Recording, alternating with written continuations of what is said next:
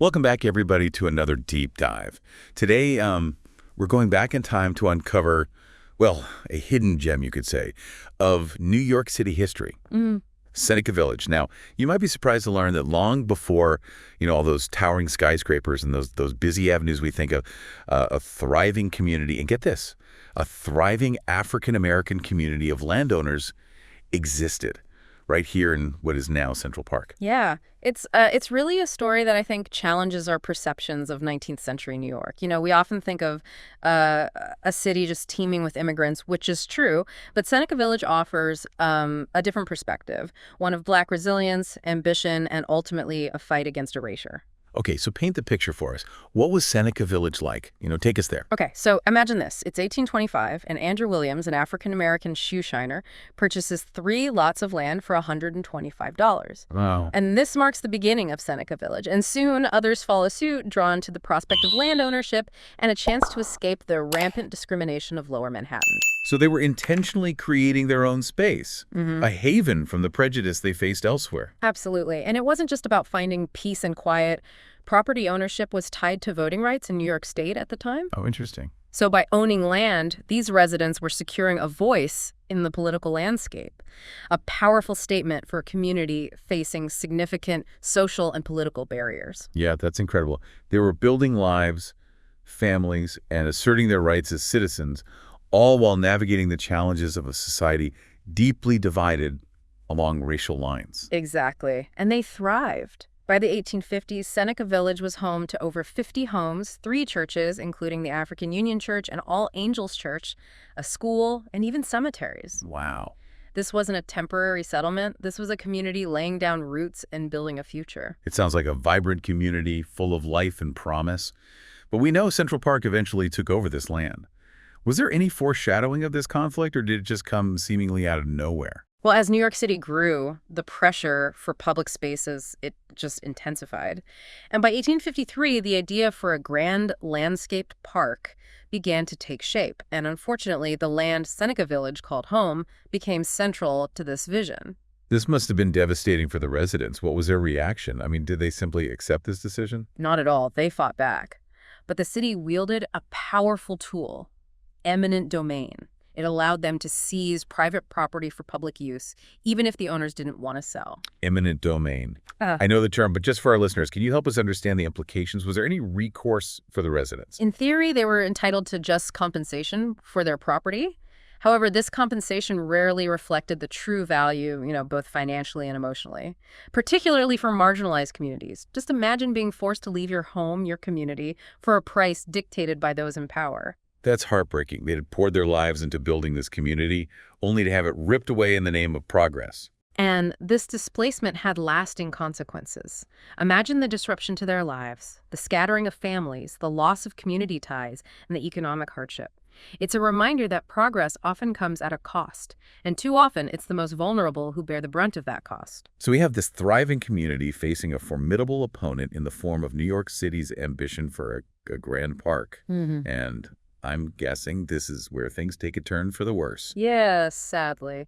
Yeah, despite their resistance, the fate of Seneca Village was sealed, and by 1857, the vibrant community that had stood for over 3 decades was demolished.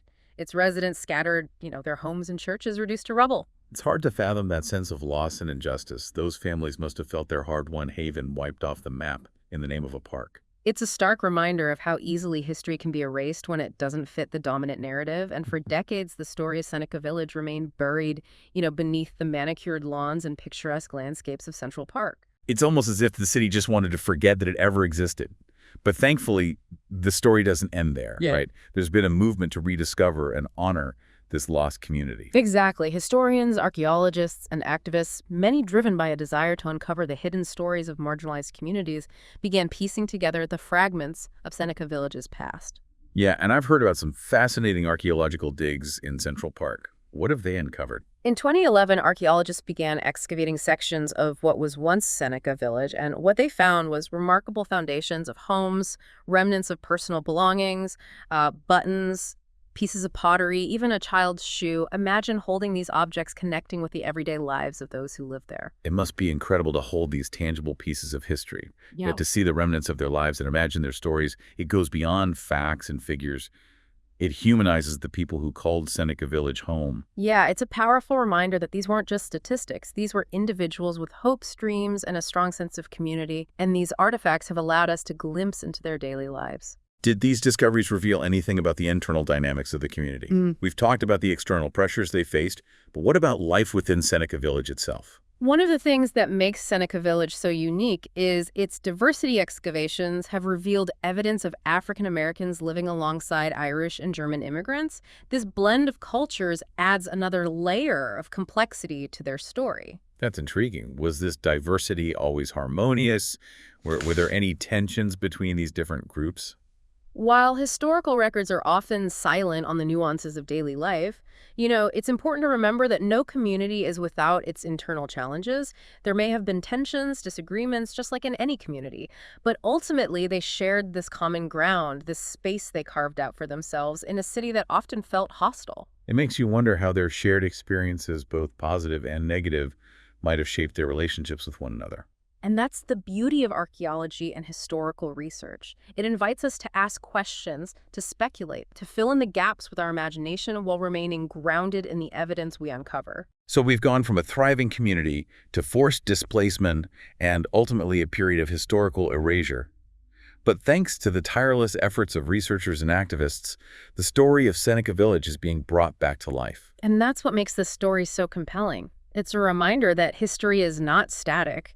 It's constantly being reinterpreted as we uncover new evidence and ask new questions. It makes you wonder what else might be hidden beneath the surface of our cities, waiting to be discovered and have its story told. What are some of the ways people can learn more about Seneca Village today? There are several initiatives dedicated to preserving the memory of Seneca Village. Yeah, I know there have been efforts to commemorate the site and educate the public about this important piece of New York City history. Can you tell us more about that? Absolutely. There are historical markers in Central Park acknowledging the village's existence. Educational programs in schools bring the story to younger generations, and perhaps most importantly, the Seneca Village Project, an online resource dedicated to researching and sharing information about the community, allows anyone to delve deeper into this fascinating history. It's inspiring to see how a community that was once silenced is now finding its voice, its story, woven back into the fabric of the city. It's a testament to the power of historical memory and the importance of amplifying the voices of those who have been marginalized. But this story isn't just about looking back. It's about learning from the past to create a more just present, right? Precisely so. What can we learn from the story of Seneca Village? How can we ensure that similar injustices aren't repeated? Those are important questions. Let's explore those and more when we return. So we've journeyed through the rise and fall of Seneca Village, a community that thrived against the odds, only to be, erased from the map. But their story resonates, I think, far beyond the boundaries of Central Park. What are the lasting lessons, the echoes of this lost community that we still hear today? Well, I think what's striking is how Seneca Village's story forces us to confront some uncomfortable truths, about the nature of progress. Whose progress are we prioritizing? Who benefits and who bears the cost? These are questions we must ask ourselves, not just in the context of, historical events, but in the decisions being made in our cities today. Yeah. It's easy to think of parks as, purely positive spaces, places of recreation and beauty. But Seneca Village reminds us that these landscapes often have complex histories, layers of stories hidden beneath the surface. And those hidden stories often belong to marginalized communities, Their voices silenced, their contributions overlooked. Seneca Village challenges us to look beyond the surface, to question the narratives we've been told, and to seek out those voices that have been excluded. So this deep dive is not just about, historical curiosity. It's a call to action, urging us to examine the present through the lens of the past. What are some tangible ways we can apply these lessons to our own lives and communities? Well, awareness is the first step, right? Learn about the history of your own community, the stories of those who came before you, the struggles and triumphs that have shaped the landscape you see today. Knowledge is power, right? Yeah. The more we understand the past, the better equipped we are to shape a more just and equitable future. Exactly. Support initiatives like the Seneca Village Project that are working to preserve and share these important histories. Engage in conversations about these issues with your family, friends, and community. Advocate for policies that protect vulnerable communities from displacement. And maybe, just maybe, when we walk through our cities, we'll do so with a heightened awareness, remembering the communities that came before, acknowledging the complexities of urban development, and working to ensure that all voices are heard and valued. If we connect this to the bigger picture, I think Seneca Village's story, it speaks to the resilience of the human spirit, the enduring power of community, and the importance of fighting for what's right, even when the odds are stacked against you. Absolutely. As we wrap up this deep dive, I'm left with a lingering question. How might the history of New York City, and indeed our nation, be different if Seneca Village had not been demolished? It's a question that sparks the imagination, prompting us to consider alternative paths, to envision a world where communities are not erased but celebrated, where progress is defined not by displacement but by inclusion. Thank you for joining us on this journey through the lost world of Seneca Village. I encourage you to learn more, to delve deeper into this captivating history, and to carry their story with you as you navigate the complexities of our modern world. Until next time, keep asking questions, keep seeking truth, and keep diving deep.